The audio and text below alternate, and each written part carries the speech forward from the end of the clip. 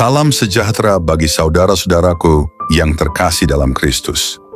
Sebelum kita mulai, mohon dukung channel ini dengan menekan tombol subscribe dan menyalakan lonceng notifikasi, supaya setiap pesan rohani yang kami bagikan bisa menjangkau lebih banyak jiwa. Tuhan Yesus memberkati. Tahukah Anda, Alkitab mencatat bahwa Allah menyelamatkan Israel berkali-kali. Bukan hanya sekali, bukan dua kali, tapi berulang-ulang dalam setiap generasi, dalam setiap zaman, karena kasih-Nya kekal selama-lamanya. Hari ini kita akan merenungkan 8 momen besar di mana Allah sendiri turun tangan menyelamatkan Israel.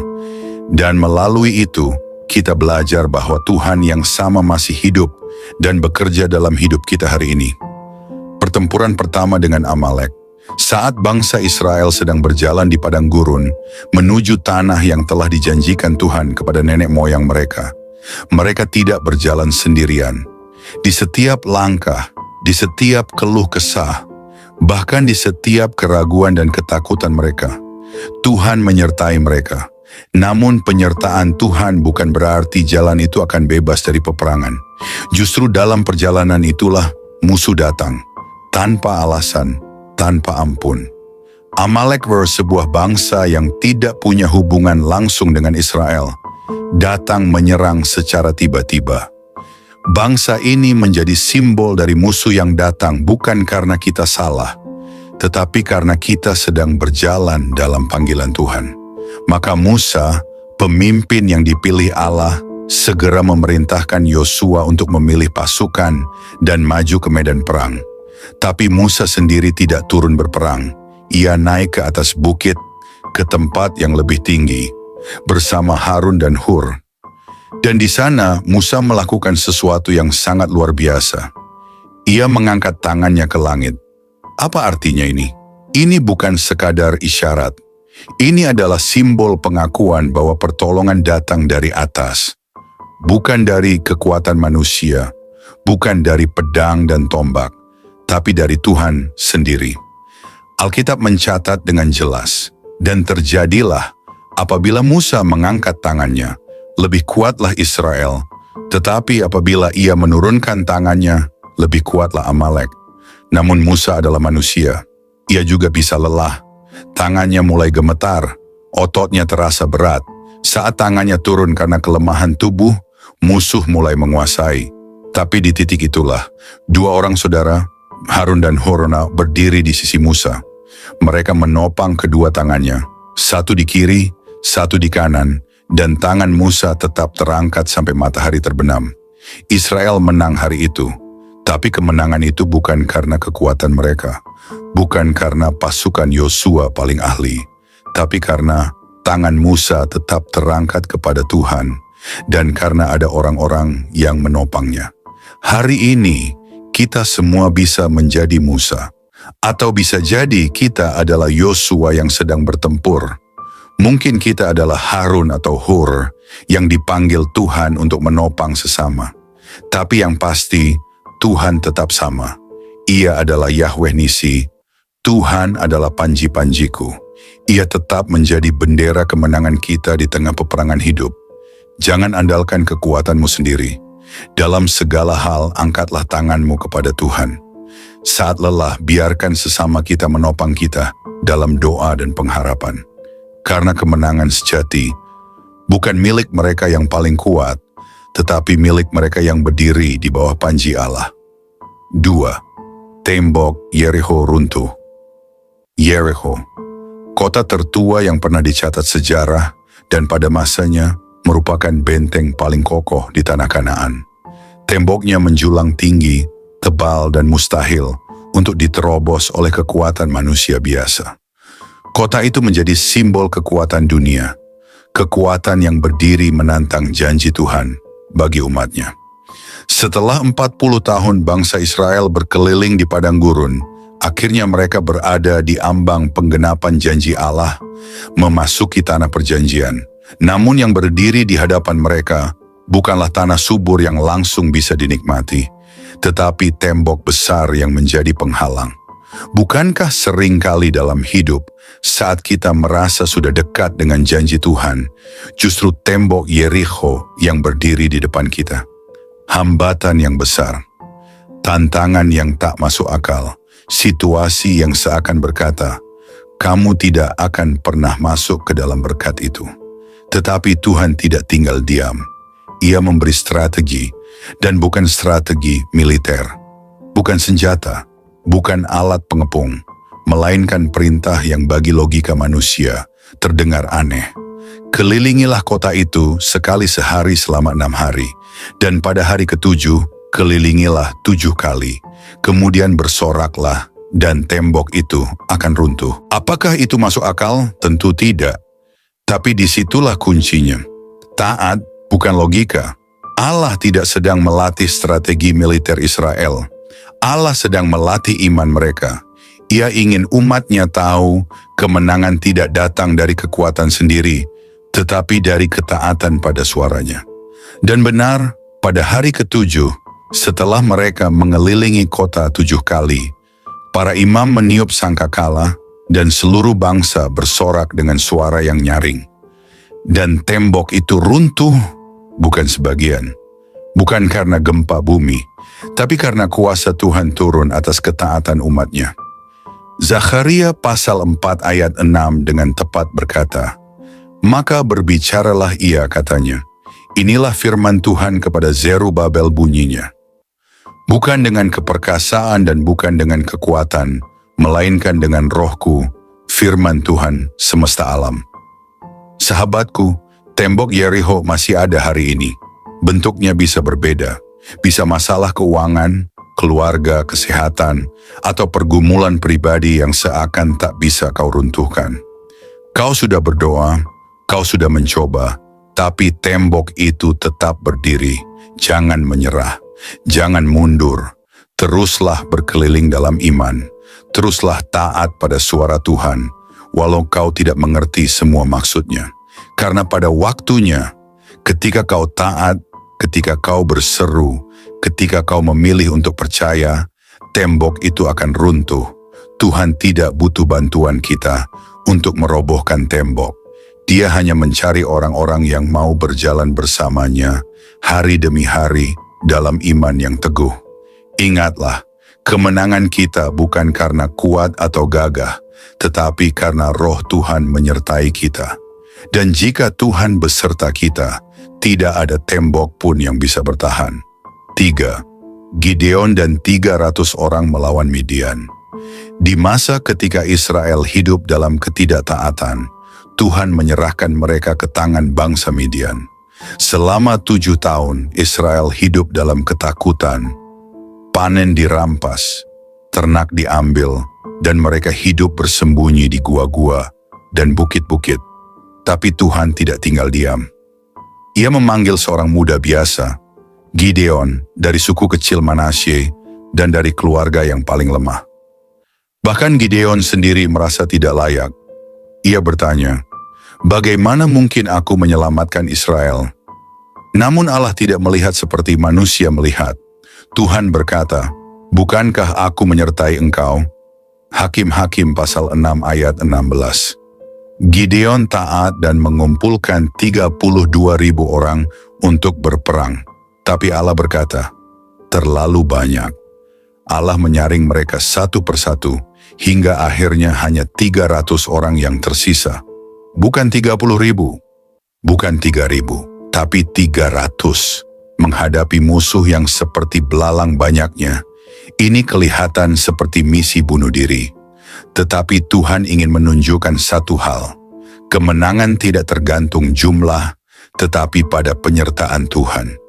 Pada malam penyerangan, Allah memberikan Gideon strategi yang tidak biasa. Bukan pedang, bukan perisai, tapi obor, tempayan tanah liat, dan sangkakala. Mereka dibagi menjadi 3 kelompok, dan saat Gideon memberi aba-aba, mereka memecahkan tempayan, meniup sangkakala, dan berseru, pedang milik Tuhan dan milik Gideon. Apa yang terjadi? Orang Midian panik. Mereka saling menyerang satu sama lain dalam kekacauan, lalu melarikan diri. Kemenangan besar terjadi, bukan karena kekuatan manusia, tetapi karena Tuhan bertindak. Renungan ini mengingatkan kita, Tuhan bisa pakai siapa saja, bahkan kita yang merasa kecil, lemah, atau tidak layak. Dan kadang Tuhan justru menyaring hidup kita, mengurangi apa yang kita andalkan, supaya kita hanya bergantung pada Dia saja. Jangan remehkan 300 orang. Jangan remehkan doamu yang kecil. Jangan remehkan ketaatanmu yang sederhana. Bersama Tuhan, itu cukup untuk mengalahkan seluruh pasukan musuh. Keempat, Raja Hizkia dan 185.000 tentara Asyur, sebuah bangsa superpower, kerajaan Asyur, baru saja menghancurkan Israel Utara. Kota-kota dibakar, rakyat diangkut sebagai tawanan, dan para tentara tidak memberi ampun. Sekarang mereka datang ke Yerusalem. Pasukan Asyur yang terkenal kejam itu mengepung tembok Yehuda. Mereka mengolok-olok Allah Israel. Mereka berkata, Tuhan kalian tidak akan bisa menyelamatkanmu, seperti dewa-dewa bangsa lain pun gagal. Raja Hizkia menghadapi ketakutan yang luar biasa. Ia tahu bahwa secara militer mereka tidak punya peluang, tapi Hizkia tidak panik. Ia tidak bersandar pada kekuatan sendiri. Ia masuk ke rumah Tuhan. Lalu ia menggelar surat ancaman dari Sanherib di hadapan Tuhan dan berdoa, Ya Tuhan, lihatlah, dengarlah, selamatkanlah kami, supaya semua kerajaan di bumi tahu bahwa Engkaulah satu-satunya Allah. 2 Raja-Raja pasal 19 ayat 14-19. Tuhan menjawab lewat Nabi Yesaya, Ia tidak akan masuk ke kota ini, aku akan membela kota ini demi namaku dan demi Daud, hambaku. 2 Raja-Raja pasal 19 ayat 34. Malam itu tanpa perang, tanpa pedang ditarik, malaikat Tuhan turun dan membunuh 185.000 tentara Asyur. Esok paginya, mereka semua telah mati. Sanherib kembali ke negerinya dengan malu, dan akhirnya terbunuh oleh anaknya sendiri. Yerusalem diselamatkan, bukan karena tembok kuat, bukan karena pasukan besar, tapi karena Tuhan menjawab doa seorang raja yang percaya. Renungan ini mengingatkan kita, saat dunia mengancam, saat jalan tertutup, saat kekuatan kita habis, jangan takut. Tuhan masih menjawab doa. Tuhan masih mengirim pertolongan yang tak terlihat. Mazmur berkata, Tuhan adalah perlindungan dan kekuatan bagi kita, penolong dalam kesesakan. Bersinci Yunus dan Niniwe. Siapa sangka bahwa Allah bisa mengasihi musuh bebuyutan Israel? Niniwe adalah ibu kota kerajaan Asyur, bangsa brutal yang suka menindas, menjajah dan mempermalukan Israel.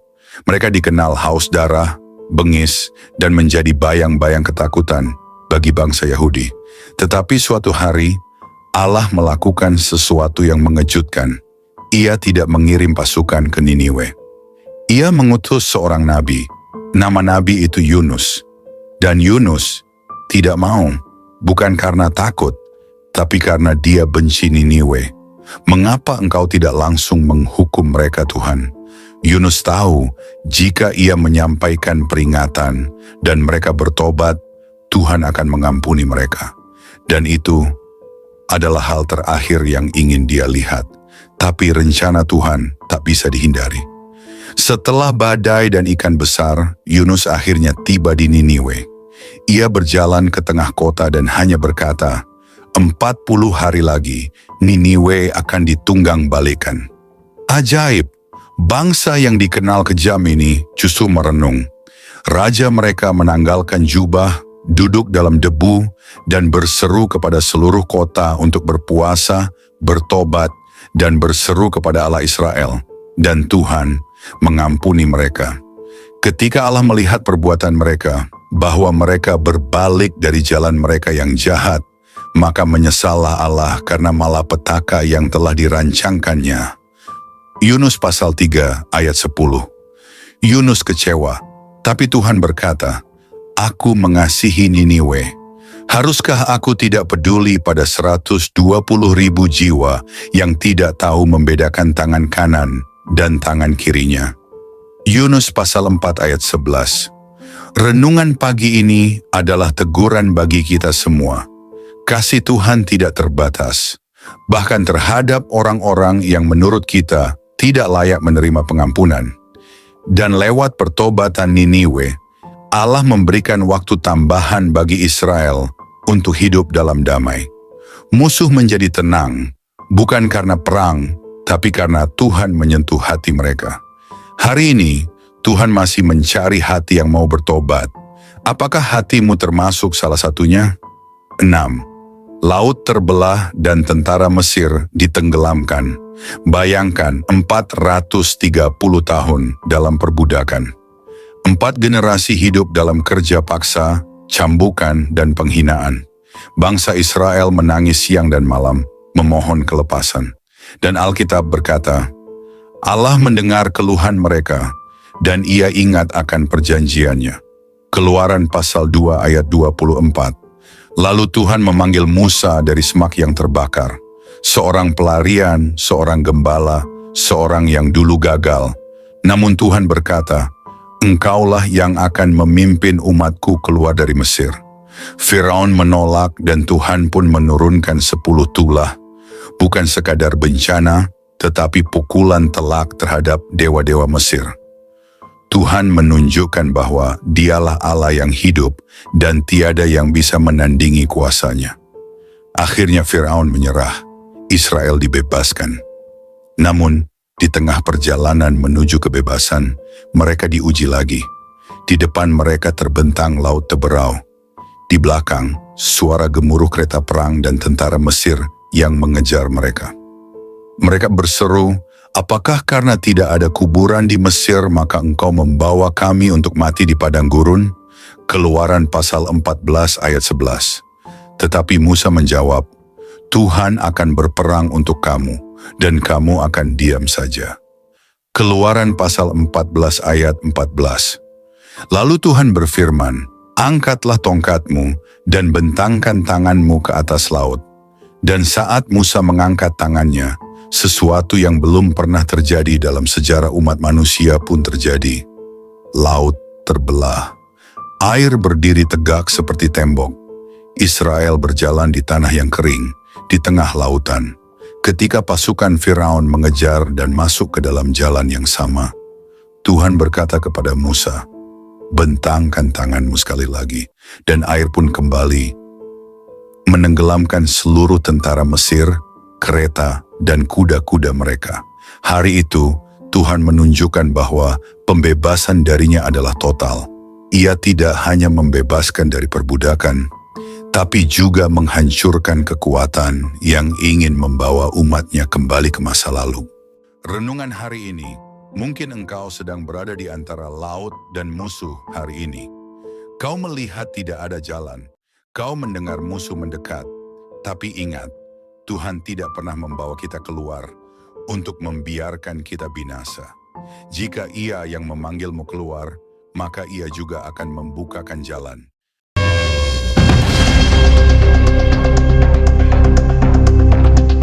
Mari kita berdoa. Terima kasih Tuhan Yesus atas firman-Mu yang kami dengar pagi ini. Firman yang menghidupkan, menguatkan, dan menuntun langkah kami dalam menghadapi hari yang baru. Kami bersyukur karena Engkau tidak pernah membiarkan kami berjalan tanpa arah. Engkau berbicara, Engkau menegur dengan kasih, dan Engkau meneguhkan kami lewat setiap ayat yang telah Engkau bukakan pagi ini. Terima kasih untuk hadirat-Mu yang begitu nyata. Bahkan dalam kesunyian pagi, kami merasakan bahwa Engkau dekat. Engkau menyentuh hati kami yang mungkin sedang letih, kecewa, atau kehilangan semangat. Engkau mengangkat wajah kami yang tertunduk dan memberi harapan bahwa kami tidak sendiri. Tuhan Yesus, kami tahu bahwa hari ini bukan sekadar rutinitas biasa. Hari ini adalah kesempatan baru, lembaran baru, dan anugerah yang Engkau percayakan kepada kami. Itulah sebabnya kami ingin memulai hari ini dengan berserah sepenuhnya kepadamu. Bukan hanya langkah kami, tetapi juga hati kami, pikiran kami, rencana kami, dan seluruh hidup kami. Ajari kami untuk tidak hanya mendengar firman-Mu, lalu melupakannya, tapi tolong kami untuk menghidupi setiap kebenaran yang telah kami dengar. Berikan keberanian untuk taat, hati yang lembut untuk menerima teguran, dan kerinduan untuk makin dekat kepadamu hari demi hari. Jika hari ini kami harus menghadapi tekanan, berikan kami kekuatan untuk tetap berdiri teguh. Jika hari ini ada keputusan besar yang harus diambil, berikan kami hikmat dan kepekaan untuk mendengar suara-Mu. Dan jika hari ini kami harus menghadapi orang-orang yang sulit, ajari kami untuk tetap mengasihi dengan kasih Kristus yang lembut dan sabar. Kami juga berdoa, Tuhan, untuk setiap pribadi yang pagi ini mungkin berdoa dalam diam sambil menangis, yang memikul beban berat, yang sedang merasa tak sanggup melanjutkan. Tuhan, jamahlah mereka, berikan pelukan kasih-Mu yang memulihkan, berikan penghiburan dari Roh Kudus yang menenangkan, bangkitkan kembali semangat hidup mereka, dan nyalakan kembali api iman yang mungkin mulai padam. Bagi yang sedang sakit, kami minta kesembuhan-Mu. Bagi yang sedang berduka, berikan kekuatan surgawi. Bagi yang sedang menantikan jawaban doa, Tuhan tolong bukakan jalan. Engkau tahu isi hati setiap anak-Mu. Tidak ada yang tersembunyi di hadapan-Mu. Dan kami percaya, Engkau tidak akan mengecewakan orang-orang yang berharap kepadamu. Tuhan Yesus, jagalah mulut kami agar tidak menyakiti. Jagalah pikiran kami agar tidak menyimpang. Jagalah hati kami agar tetap bersih di hadapan-Mu. Biarlah setiap langkah kami hari ini dipenuhi kasih dan kebenaran. Dan apapun yang kami kerjakan, biarlah semua itu mendatangkan kemuliaan bagi nama-Mu. Kami juga menyerahkan orang-orang yang kami kasihi ke dalam tangan-Mu. Lindungi keluarga kami, berkati pekerjaan mereka, kuatkan iman mereka, dan jadikan mereka saksi-Mu di tengah dunia ini. Teguhkan kami sebagai satu rumah tangga yang dibangun di atas dasar firman Tuhan. Kami berdoa juga untuk gereja-Mu, para pemimpin rohani, dan semua hamba-hamba Tuhan yang Kau panggil melayani. Berikan kekuatan baru bagi mereka, hikmat yang segar, dan hati yang terus melekat kepadamu. Bangkitkan gereja-Mu Tuhan, agar menjadi terang yang bersinar di tengah kegelapan zaman. Akhirnya Tuhan, kami ingin berjalan hari ini dengan langkah yang ringan. Bukan karena hari ini akan mudah, tapi karena kami tahu Engkau berjalan di depan kami. Engkau menyertai kami dengan kuasa-Mu. Engkau meneguhkan kami dengan kasih-Mu. Dan Engkau memberi damai yang melampaui segala akal. Terima kasih Tuhan Yesus atas firman-Mu yang menguatkan pagi ini. Kami akan melangkah dengan penuh harapan dan sukacita, karena kami tahu Tuhan yang kami sembah adalah setia, penuh kasih, dan tidak pernah meninggalkan kami. Kami serahkan seluruh hari ini ke dalam tangan-Mu yang perkasa.